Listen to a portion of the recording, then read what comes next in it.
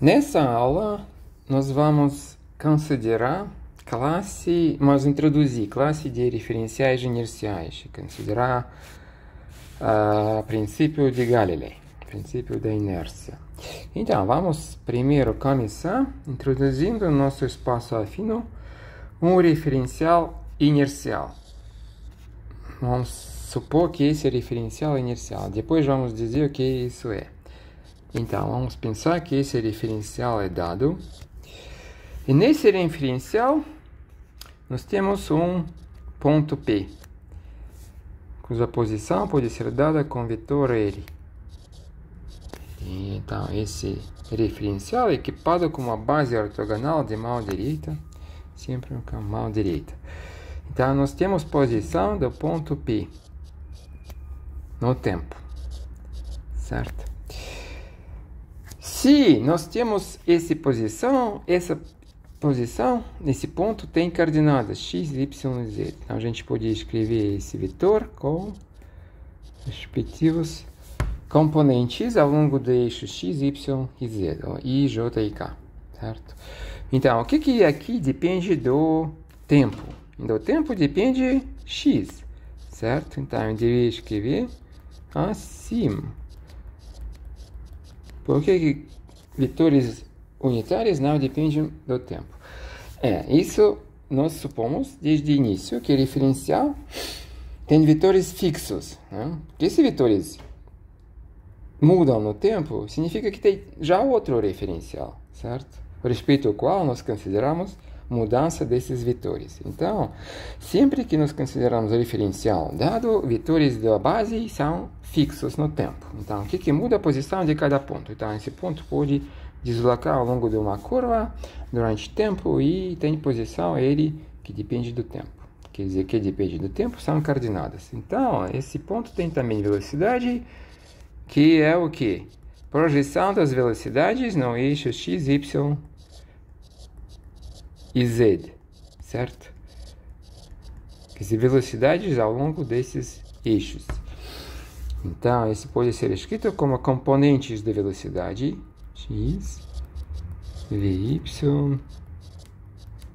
vz no k. Tá, velocidade também é um vetor e tem 3 componentes.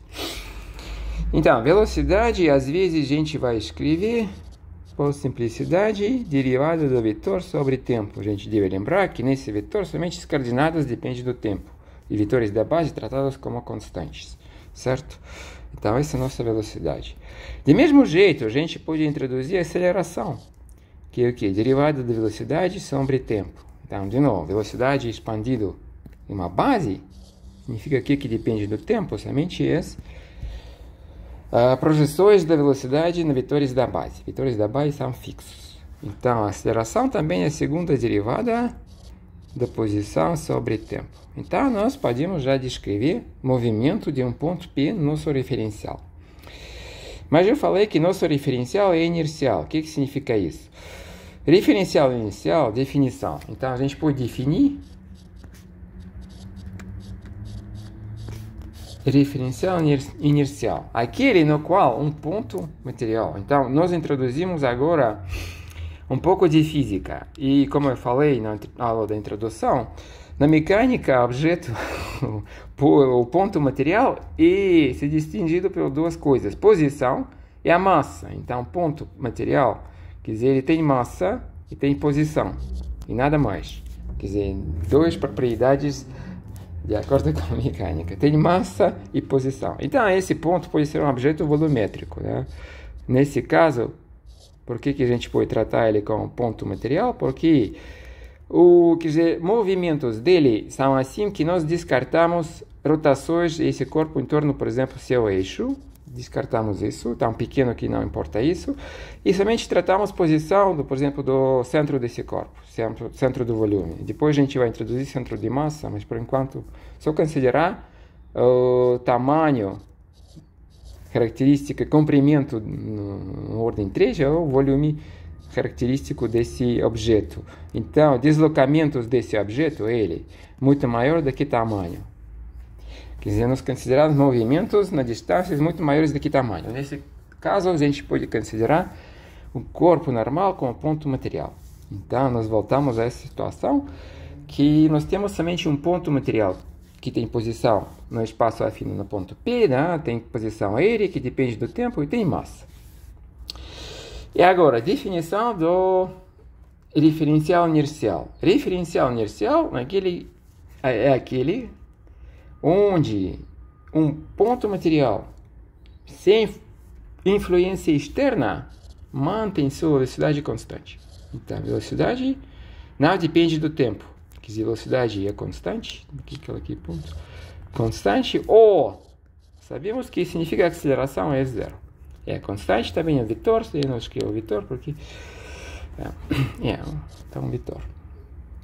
A aceleração é zero. Então pode dizer que a aceleração é zero. Distingue essa situação. Então a aceleração é zero, continua com velocidade constante. Que não sofre influência externa, quer dizer, esse ponto, o que ele tem? Ele tem ponto, realmente, posição e massa, nada mais. Então, a influência externa pode ser qualquer outro ponto material ou um campo agindo nesse ponto material. Nada age nele, ele continua sua velocidade constante. Então, esse referencial vai ser inicial. Aquele onde o princípio da inércia é esse aqui que eu formulei, vale. Essa autorreferência, né? Onde tem princípio da inércia válido, esse referencial chamado inercial. Então, agora, se esse referencial é distinguido pela aceleração zero, e nós consideramos agora dois referenciais diferentes, certo? Um que é inercial e outro referencial, certo? Ambos têm base sempre de mão direita, por razões que eu expliquei na aula anterior, certo? Esse tem centro O, esse O com vírgula. Então, entre referenciais, quer dizer, posição, referencial, vamos dizer, esse R com vírgula, esse R, referencial R com vírgula, tem posição do centro do segundo referencial respeito ao primeiro, que eu vou anotar como vetor R, certo? Esse vetor pode depender do tempo. Consideremos agora dois referenciais. Então, eu tenho esse referencial inercial. Então, esse R referencial que eu tenho aqui, ele é inercial, certo? Segundo referencial me interessa. Então, nas quais condições segundo vai ser também inercial. Então, nesse referencial nós temos a aceleração igual a zero. Para achar se segundo é inercial ou não, nós temos que considerar todos os pontos materiais que não sofrem nada de influência externa, eles devem manter sua velocidade constante. Então, escolhemos um que já tem aceleração zero no primeiro referencial. Qual a aceleração no segundo? Então, esse é o nosso interesse aqui. A aceleração zero no segundo ou não? Então, esse vetor também. Essa é a pergunta. Como é que responder essa pergunta? Então, nós precisamos achar transformação de posição de um referencial para outro. Então, imagina que tem ponto material aqui, tem vetor no primeiro referencial, R, e tem no segundo, R com vírgula. Então, nós temos R, para esse desenho que nós temos no nosso espaço afino, R igual R mais R com vírgula, correto? Então, isso a gente pode escrever em coordenadas, certo? Respeito ao primeiro referencial. Isso que eu não vou fazer, mas a gente pode imaginar que esse R tem coordenadas Rx, Ry e Rz, capital, e esse R com vírgula tem coordenadas x, y, z com vírgula, e esse tem x, y, z, né? E eles são em mesma relação. Agora, o que me interessa é a velocidade. Então, a velocidade define assim, dr sobre t. Eu falei que nesse referencial, né, nós temos o quê? Vetores da base são constantes. Então, eu vou diferenciar de x no dt e aí para frente, certo? Agora, v com vírgula, respeito ao outro referencial, v com vírgula, igual ao quê?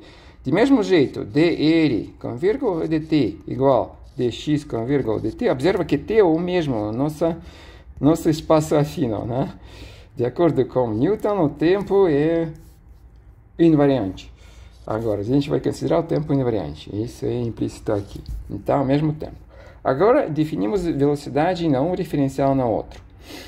Agora, o problema é o seguinte. Nesse referencial, então, essa primeira fórmula aqui, é referencial R. Segunda é referencial R com vírgula. Observa que não é fato que isso aqui é zero respeito ao referencial 1. Quer dizer, respeito ao referencial 1, esses são vetores que podem gerar. Aula passada, se vetor tem comprimento constante, ele pode gerar ainda. Existe possibilidade que ele faz rotação. E de aula passada, a gente sabe que essa rotação pode ser escrita com velocidade angular. Certo? E o que nós devemos dizer primeiro? Que velocidade angular pode ser zero, pode ser não zero. Vamos considerar caso que essa velocidade angular é zero. E nesse caso, velocidade v vai ser derivada do R sobre t. Respeito, eu deveria aqui colocar respeito ao primeiro referencial, respeito ao segundo, né? Então, por isso essas anotações. Isso não é a mesma derivada. Se, por exemplo, eu posso pegar vetor v com vírgula, projetar na primeiro referencial, pegar derivadas. Não é a mesma que projetar na segundo referencial, pegar derivadas. A diferença é que esses são vetores da base. No primeiro referencial, eles podem ser funções do tempo. Certo? Podem gerar. De acordo com a velocidade angular aqui. Se a velocidade angular é zero, o que nós vamos ter? Nós vamos ter a derivada. Definição de velocidade. Agora não precisa mais dividir. Nós entramos, quer dizer... Velocidade é derivada do R sobre tempo, primeiro referencial. Esse igual dois vetores, soma de dois vetores, R com vírgula. Posso pegar a derivada. Então, eu posso pegar a derivada do R capital sobre tempo. Esse R capital é a posição do ponto O com vírgula, respeito ao primeiro referencial, ponto O. Então, eu posso dizer que esse ponto mói é uma velocidade V, respeito ao primeiro referencial, mais derivada de R com vírgula sobre T, respeito ao primeiro. E quando a velocidade angular é zero, eu posso utilizar isso aqui. E isso vai ser igual à derivada desse R com vírgula sobre tempo, respeito ao segundo referencial. Certo? Porque vetores da base não mudam, do segundo referencial não geram respeito ao primeiro. Então, eles são constantes. Então, essa derivada é respeito ao primeiro referencial. É mesmo que respeito ao segundo. Então, isso vai ser velocidade v com vírgula. Só nesse caso, tem essa regra de adição de velocidades. Quando dois referenciais têm vetores da base, eles não são necessariamente paralelos, como eu desenhei aqui. Certo? Esse referencial pode ser gerado. Na verdade, meu desenho não é mais geral. Desenho mais geral seria esse referencial R com vírgula, como essa base. Então, base arbitrária. Esse mais geral. Deveria ser esse. No caso geral, deveria ser esse. I com vírgula, J com vírgula, K com vírgula. Quer dizer, na mesma posição. Se colocar na mesma posição, esse seria caso mais geral. E nós não temos caso mais geral, porque meu desenho não é mais geral. Mas eu nunca utilizei que eles são paralelos, certo? Então, nós temos adição de velocidades. E a aceleração, por mesmo jeito. Nós temos derivada a respeito ao primeiro referencial. Isso, na verdade, é a aceleração do nosso segundo referencial a respeito ao primeiro. E isso vai ser derivada sobre componentes, porque vetores da base do segundo referencial não geram respeito ao primeiro. E nós vamos definir isso aqui. Isso vai ser a aceleração do segundo referencial a respeito ao primeiro, mais a aceleração desse mesmo ponto no segundo referencial, respeito ao segundo referencial. Então, concluímos. Se a velocidade angular do giro do segundo referencial é zero, se a aceleração do segundo referencial é zero, respeito ao primeiro, né? Nessa condição, nós temos a aceleração é a mesma. Quer dizer, segundo referencial também satisfaz definição do referencial inercial. Então, agora nós achamos um referencial inercial, a classe de referenciais inerciais, aqueles que não giram e não se aceleram, quer dizer, o centro deles não acelera, respeito àquele que já é inercial. Então, temos toda a classe de referenciais inerciais, certo? Por exemplo, nós podemos gerar a base no primeiro referencial, esse é outro referencial, ele também é inercial, porque ele tem mesmo ponto O, quer dizer, não gira mais, é fixo, quer dizer, uma vez geramos e fixamos, né? O referencial que tem mesma base, quer dizer, base paralela, como nesse desenho em cima, base é paralela, parece paralela, mas se desloca a velocidade constante respeito ao primeiro. Então, toda essa classe de referenciais inerciais vale o princípio de Galilei. Aquele princípio da inércia, quer dizer, nada age no ponto material, com massa m e velocidade v, ele mantém sua velocidade v constante. Então, nós temos aqui, observa que nós temos um objeto, então temos massa e temos velocidade, isso que é constante, certo?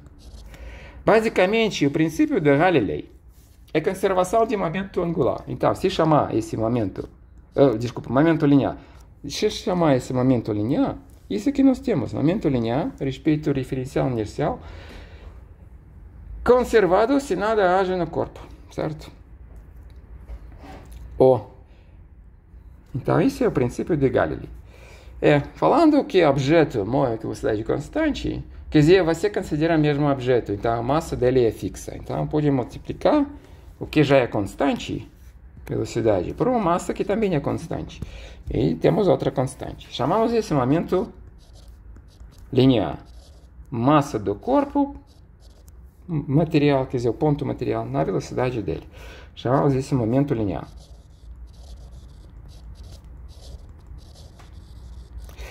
Por que nós precisamos disso? Porque o princípio de Galilei fala sobre objetos materiais. Objetos materiais na mecânica tem duas características, massa e posição, quer dizer, velocidade e aceleração depois, certo? Então a massa deve entrar. Se a massa não entra, então isso não é objeto material. Então esse princípio de Galilei não deve ser aplicado. Ok. Então, se formular desse jeito o princípio de Galilei, nós temos definição também do referencial inercial, aquele onde momento linear se conserva se nada age no ponto material, certo? Conservação de momento linear. Distingue referencial inercial. Observa que todos os referenciais que se deslocam respeito inercial, velocidades constantes, não giram, certo? Eixos são fixos, vetores do eixo da base ortogonal são fixos respeito ao referencial inercial. Também são referenciais inerciais, certo? Um exemplo não trivial do referencial inercial. Imagina terra plana, né? E objeto, por exemplo, elevador que cai respeito à força de gravidade. Uma aceleração G, altura não muito grande. Então, nesse referencial tem um objeto, certo? Esse objeto vai cair com a mesma aceleração, G. A gente fica a altura muito mais pequena, a altura H muito menor do que o raio da Terra. E por isso que falei terra plana. Infinita, né? Qualquer altura vai servir porque é raio infinito. Esse referencial vai ser inercial porque satisfaz a formulação da referencial inicial. Se descartar a gravidade. Mas eu falei que é a força de gravidade, mas a gente sabe que a gravidade não é a força, né? A gente não vai se pretender na mecânica que a gravidade é a força, depois na relatividade que não. Ela não é força, como Einstein demonstrou, então ela não pode ser desconsiderada, certo? Então, todo objeto que não sofre nenhuma influência externa, um ponto material, nesse elevador que cai a respeito do campo de gravidade, também vai cair com a mesma aceleração. Quer dizer, velocidade dele ao respeito elevador que cai vai ser constante. Então, isso vai ser referencial inercial. Ponto. Agora, definindo isso, né, nós falamos do objeto que não se para em dois. Então, vamos considerar um exemplo desse princípio de Galilei, a conservação de momento linear, quando o objeto se parte em dois. Quer dizer, vamos pensar numa bola, ou melhor, não um foguete, uma bola que quebra em dois, certo? Tem uma bola no início, referencial inercial, sempre, né? Nós temos referencial inercial, certo? X, Y, Z, né? Tem uma bola com massa M. O nosso objeto serve como ponto material se os deslocamentos dele são muito maiores distâncias do que o raio, o diâmetro dessa bola, né? Imagina que essa bola tem massa e velocidade v. E nada age nessa bola. Então, massa e velocidade, esse momento linear dessa bola vai ser constante. Nesse referencial inicial. Constante. Quer dizer, não depende do tempo, certo? Então, a bola vai deslocar, mas imagine um momento de tempo onde essa bola decidiu quebrar em dois pedaços. Meia bola, certo? Uma meia bola e outra meia bola. Eu estou falando o que aconteceu nessa bola. Pode ser explosão dentro da bola, uma mola que ela presa e depois se separou. Quer dizer, essas partes não necessariamente vão deslocar com a mesma velocidade v inicial. Pode ser velocidade v1, velocidade v2 e dois vetores. Pode ser que uma tenha velocidade esse e outro esse. Quer dizer, desse jeito não pode ser, mas desse jeito talvez pode. Ó. V1, V2. Tem massa M2 e massa M1. Pode ser igual, pode ser diferente. O que aconteceu com o princípio de Galilei? Após essa separação. Quer dizer, ele desapareceu. Mas, se pensar um pouco sobre o princípio de Galilei, nada agiu externamente nesse objeto. Objeto como interno, que eu separei esse aqui com traçados em vermelho, esse objeto ainda partes da bola. E o que aconteceu com esse momento linear? O que aconteceu com o princípio? Ele para de agir. E por quê? Nada agiu externamente. Então, ou ele é contraditório, ou ele deve valer. E se ele deve valer, o que nós temos agora? E no início, a gente também pode escrever M1V mais M2V, certo? Velocidade, ela era igual para duas partes da bola. Então, a gente pode pensar que a bola consistia em duas partes que simplesmente deslocaram com a mesma velocidade. Após separação, esse mesmo P deve ser, então, igual a essa soma. E isso vai ser o princípio de Galilei. Se o princípio de Galilei levado a sério, ele deve valer, deve ser o mesmo P. Certo? Deve ser o mesmo P. Então, quer dizer, tem mudança talvez de velocidades. V1 menos V, certo? E tem V2 menos V, certo? Aconteceu mudança de velocidades. Aconteceu mudança de momento. P1 era M, agora é M1 V1. Era então, delta P1 menos M1 V, certo? Delta P2 era M, agora é M2 V2, era M2 V, certo? Soma dessas mudanças deve ser zero, se o princípio de Galilei levado ao sério. Princípio de Galilei ele aplica a objetos materiais. Objetos materiais têm duas propriedades, massa e velocidade. Nós falamos da velocidade constante do que? Objeto material que mantém sua massa. Se o objeto material quebra em duas partes, o princípio não pode desaparecer. Simplesmente nada agiu externamente. Essas são forças internas. E o princípio de Galilei fala sobre forças, quer dizer, nesse caso, entre aspas, influências externas. Nada influenciou externamente esse objeto. Então, o momento, porque se considera, na verdade, o momento. Nós consideramos o mesmo objeto, então a mesma massa e velocidade constante. Então, é o momento que se deve conservar, se levar esse princípio ao sério. Então, princípio de Galilei, na verdade, conservação de momento em referenciais inerciais. Nada mais e nada menos. Então nós temos soma de mudanças de momentos de um objeto que quebrou em 2, deve ser a zero, igual a zero. Quer dizer, o momento total deve ser conservado.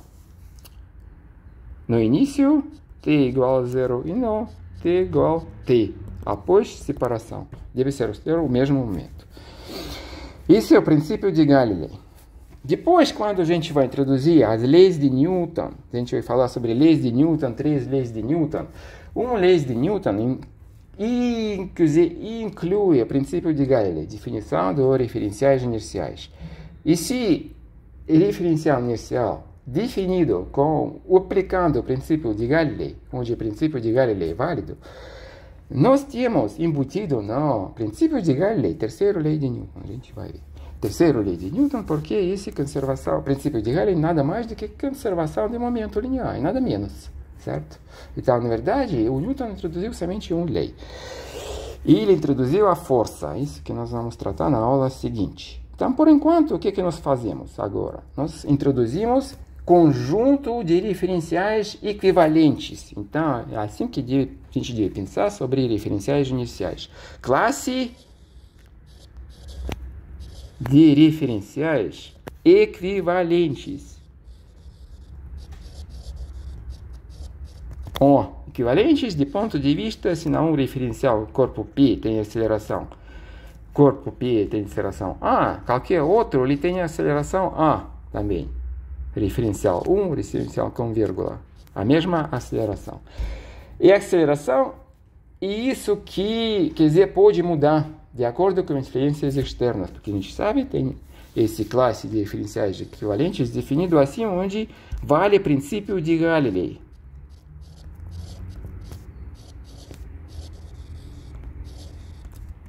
Definido, classe, usando o princípio de Galilei. Aqui, realmente, a aceleração é invariante respeito a esses referenciais. E mudança de velocidade, quer dizer, aceleração que não é zero, simplesmente pode acontecer com influências externas. Então, essa classe de referenciais equivalentes. Por que isso é importante? Na verdade, isso que lançou a mecânica. Porque o Galilei, ele falou o seguinte, que a física é criar um modelo e considerar esse modelo, e não é a observação de natureza, como, por exemplo, a biologia, a botânica. Você introduz modelo, esse modelo deve ser não contraditório, certo? Então, se eu vou descrever movimento de um corpo, dizer que a aceleração desse corpo é resultado de uma força, eu devo dizer que existe outro observador que também pode dizer que não. Então, deve ter concordância entre vários observadores. E essa concordância é garantida com essa classe de referenciais equivalentes. Quer dizer, qualquer dois observadores equivalentes vão dizer a mesma coisa. Isso já é objeto da física, e não, por exemplo, da geometria. Certo? O que é da física? Aqui é a aceleração. Velocidade pode ser diferente de um corpo respeito a vários referenciais inerciais, mas a aceleração é a mesma. Certo? Isso que é importante. Quer dizer, a aceleração A com vírgula, a aceleração A do mesmo ponto. Corpo P é a mesma, respeito a qualquer referencial inercial. Certo? Então, o Galilei, na verdade, ele lançou a física. Ele falou, não basta observar a natureza, precisa ser mais ativo, criar modelos. Esses modelos devem ser não contraditórios. Na verdade, você deve pensar contra a natureza, porque na natureza a gente nunca vê um corpo deslocando com velocidade constante. Sempre tem influência externa. Então, o modelo dele não era prático, quer dizer assim. Certo? Não era observado na natureza. Então, esse modelo é abstrato. Mas a partir desse modelo foi construída toda a física, toda a mecânica clássica. Isso que é importante. Então, Galilei praticamente lançou a física. Então, isso que termina a aula de hoje.